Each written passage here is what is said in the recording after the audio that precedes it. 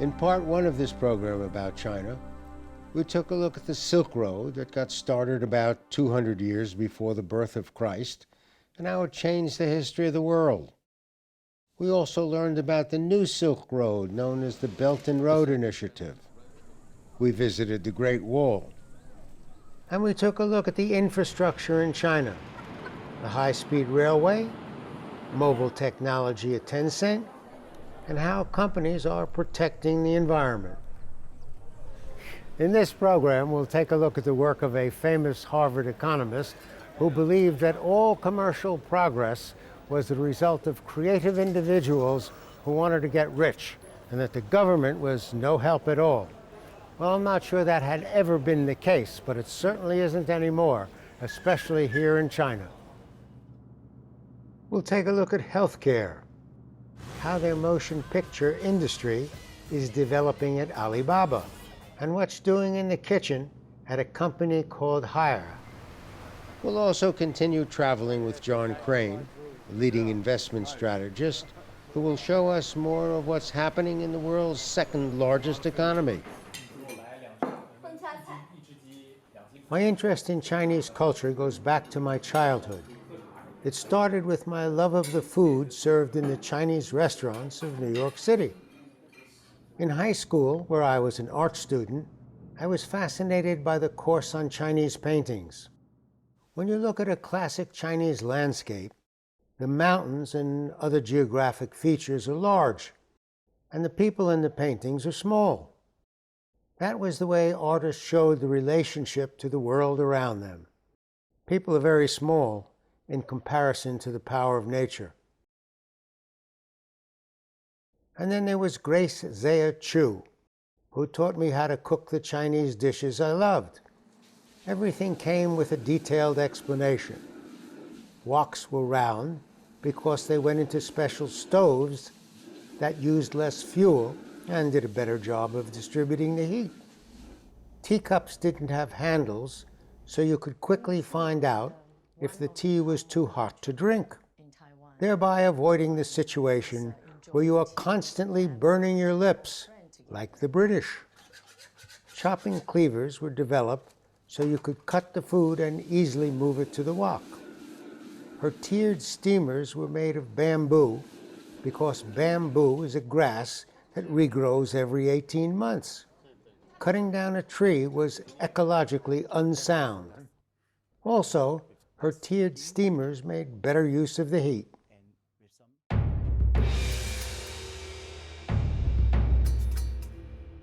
When I was traveling through the Scandinavian countries, everyone was telling me about the positive results of socialism.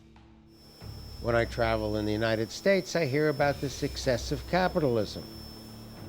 In China, which is the world's second largest economy, I saw a system where the government clearly influenced what was going on, but encouraged a distinct form of capitalism. I wanted to get a better understanding of what was actually happening, and so I began to look at the work of Joseph Schumpeter. Schumpeter was an outstanding economist and had a distinct view of how capitalism worked. In 1932, Schumpeter became a professor at Harvard University and eventually one of the most influential economists of the 20th century. He popularized the idea of creative destruction. He believed that capitalism can only be understood as an evolving process. Whatever was in place today would be destroyed by something new, and whatever was new would be destroyed by something even newer. A good example would be retailing in the United States. Small neighborhood shops were replaced by regional department stores and national retailers like Sears Roebuck. Then the department store and Sears were wrecked by Amazon. Eventually, something will come along and replace Amazon. Schumpeter also had an interesting take on democracy. He didn't accept the idea that democracy was a process by which the electorate identified the common good and politicians made it happen. He believed that in the West, politicians manipulated the public and in cooperation with giant corporations set the agenda for the nation. He felt that elections were held to give people a sense that they had some influence. Kind of like when my wife asks me where I'd like to go on vacation. He also believed that innovation and technological change were always the result of people with an entrepreneurial spirit, and government was not involved in that process. Schumpeter identified innovation as the critical aspect of economic change. He argued that economic change was the result of innovation, entrepreneurial activities, and market power. He believed that new technology often created temporary monopolies, and those allowed for enormous profits. But he also pointed out that competition would eventually put an end to those outsized profits. He felt that these short-term monopolies were necessary to provide the incentive for firms to develop new products and processes. He minimized the role of government in the creative process, and that may or may not be the case. However, the best place to look at the relationship between creativity, business, and government policy is China.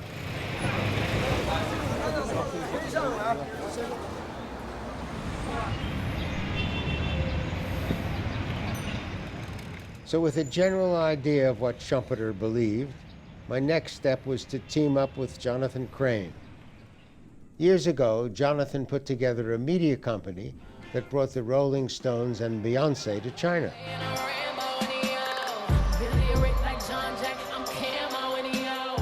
He then went on to build Krane Shares, a company that specializes in investing in Chinese companies.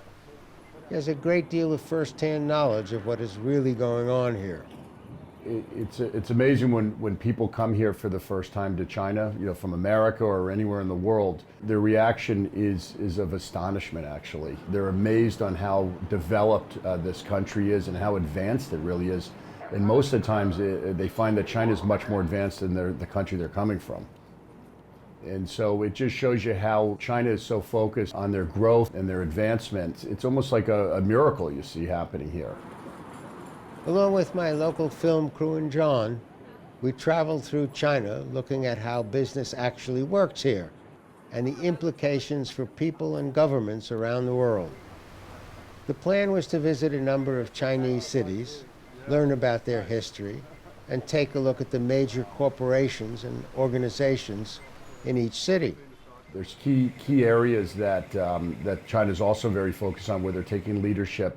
One is around the environment, and because they've grown so quickly, there has been some environmental issues here, and now China is very quickly finding solutions for that. And so there's even cities now saying that they'll have 100% electric vehicles by 2025, by 2030. So you're seeing those types of commitments now. Because there's so much focus on cleaning up the environment, you're going to see this movement into clean technology and electric vehicles.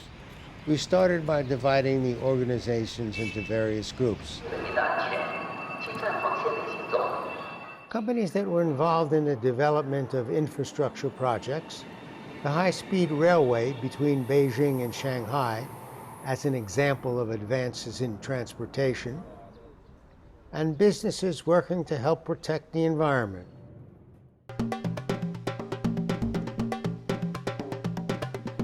Let's start with Alibaba Pictures, which is part of the Alibaba Group. At the time we produced this program, they were the largest film company in China and the distributors or investors in some of the big deal films. Benji, open the door! Alibaba Pictures was also involved in Mission Impossible: Rogue Nation, another film with Tom Cruise that brought in about $700 million. The other door! Alibaba was involved in a 2016 American science fiction film, the 13th in the Star Trek series. I was particularly pleased to find out that Alibaba Films was involved with Star Trek Beyond because it was directed by Justin Lin. And I know Justin. We spent some time together. He taught me how movies were made and what to eat in Chinese food. Yes, I would. Excellent. Oh, has a little sweet thing in it. Yes, it's very good. I like that. Justin was born in Taiwan in 1973 and moved to Orange County, California when he was 8 years old. Being an immigrant Asian American kid and understanding or at least being exposed to the concept of underdog was such a strong thing for me. And it made me feel like I can go and do anything. Justin became a director and one of the most accomplished and promising young filmmakers in Hollywood. Welcome, Fast and Furious, Tokyo Drift. He directed the Fast and the Furious Tokyo Drift, Fast and Furious 4, Finishing the Game, and Better Luck Tomorrow. Go! My first film, I didn't know anybody, so I took 10 credit cards and I made it for $250,000 and it went to Sundance and got bought by Paramount and everything and changed my life. And then my next film is $25 million budget. So I'm spending my whole budget on my last film before lunch on this, and it goes from $25 million to a $100 million movie. So, you figure out as you go. I think at the end of the day, you're still trying to tell a story. Now you have more tools and more toys to play with. Alibaba also makes films that are primarily directed at the Chinese market. A good example is Journey to the West, Conquering Demons. It's an adventure comedy loosely based on a classic novel of the same name. 小姐要不要帮忙？要。怎么帮？滚开！好。这一下真的疼！我来！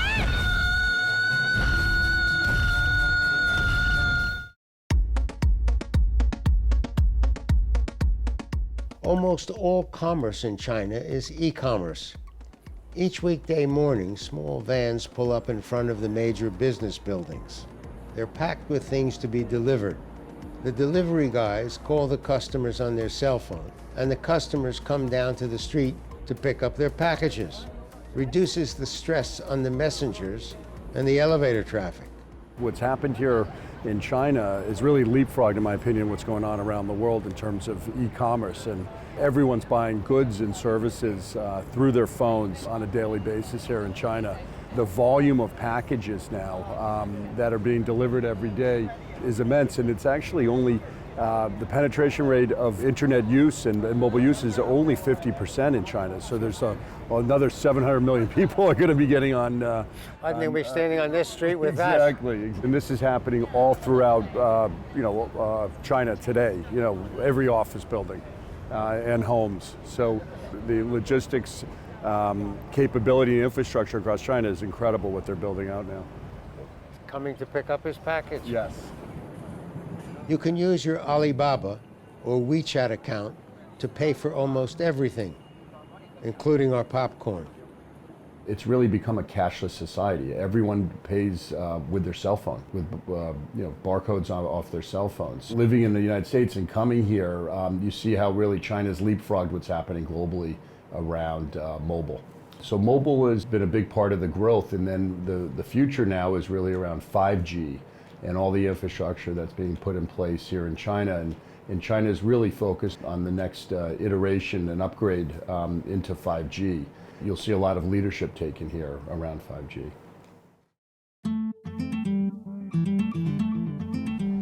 For many years, I was devoted to the study of cooking equipment. I wrote and edited a series of best-selling books on the subject under the title of The Cook's Catalog. The New York Times called them the definitive books on kitchen equipment. So when I heard there was a company in China devoted to the development of cooking equipment, I was good to go. The company is called Haier, and it specializes in consumer electronics and home appliances. My favorite product from this company is a stovetop with triple ring burners that can be used with a traditional wok. I love it. I couldn't find the exact model I was looking for on the internet, and clearly it wasn't going to fit into my hand luggage. And the US Customs basically said to me, Snap out of it! When the Silk Road got started over 2,000 years ago, the merchants who began making regular trips from China to the Mediterranean needed places where they could stop for a rest. At first, the stops just offered tea, and that was it. Eventually, the rest stop operators saw a business opportunity. They could sell snacks. And eventually, those snacks evolved into today's dim sum. Dim sum is made up of an assortment of steamed buns, dumplings, and noodle dishes. In the more elaborate dim sum restaurants, you will also find steamed vegetable dishes, roast meats, and desserts. The ancestral home of dim sum is the Cantonese area in southern China, and the epicenter of dim sum in southern China is Hong Kong. Going to a restaurant for dim sum is known as yum cha, which translates as drink tea. And traditionally, the meal starts with a selection of the tea you want to drink with the meal. And of course, there are rules about how it is to be served. If you are the designated tea pourer, you pour for everyone else before you pour for yourself. If you are pouring for somebody on your left, you hold the pot in your right hand and pour. If you are pouring for somebody on your right, you hold the pot in your left hand and pour. If someone has poured for you, the appropriate thing to do is to thank them by curling these two fingers and tapping them on the table. There's an old story that goes with that.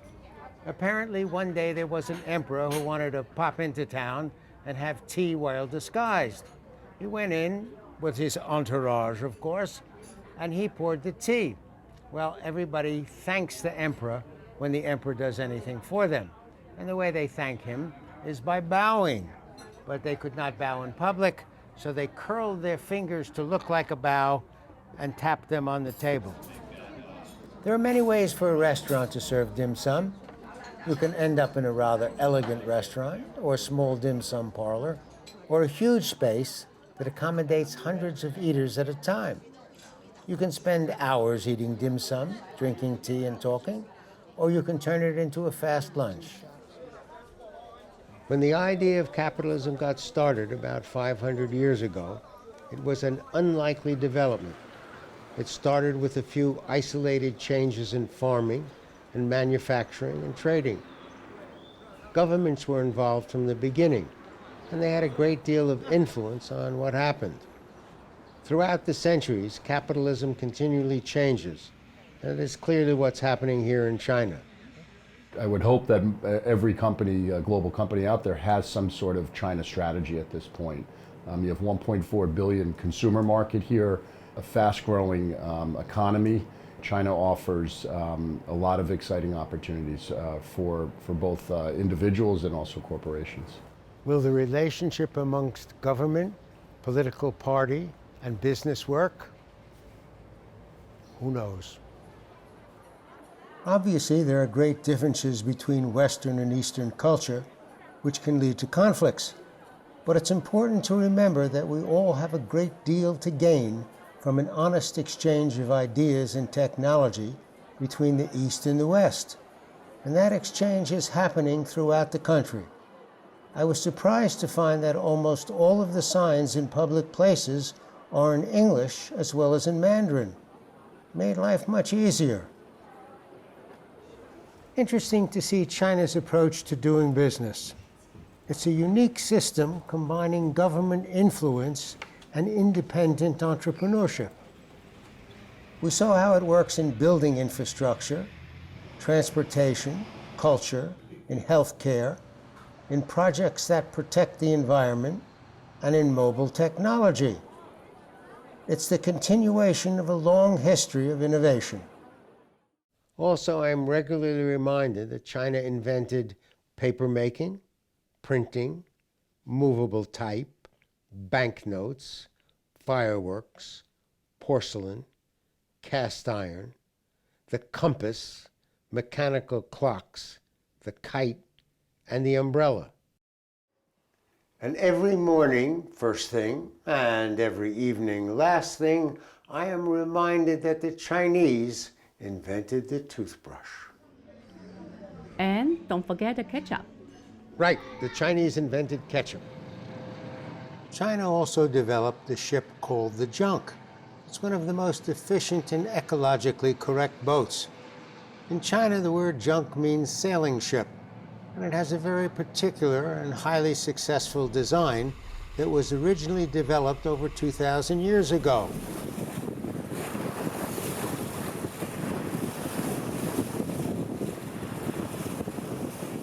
Each of the sails on a junk has a series of horizontal bamboo strips that run from one side of the sail to the other. They're called battens. At the edge of most of the battens is a rope that allows the crew to control the shape of the sail. The sail plan on a junk also allows one sail to direct the wind into another sail, which makes it possible for the ship to move in more directions and handle better in heavy winds and rough seas. Chinese junks also used stern-mounted rudders hundreds of years before the West. That's a brief look at what's happening in business in China. 谢谢. Which means thank you and constitutes the bulk of my Mandarin vocabulary. I hope you'll join us for Travels and Traditions. I'm Burt Wolfe. And I'm Jonathan Krane. 谢谢. Thank you. Play it again, Sam, for old time's sake. You must remember this. Good idea. If you'd like to see this program again, or any of the hundreds of programs we've made for our public broadcasting stations, or see the material that was great, but we couldn't fit it into the program, you can see it all on burtwolfe.com or YouTube Burt Wolfe. This could be the beginning of a beautiful friendship.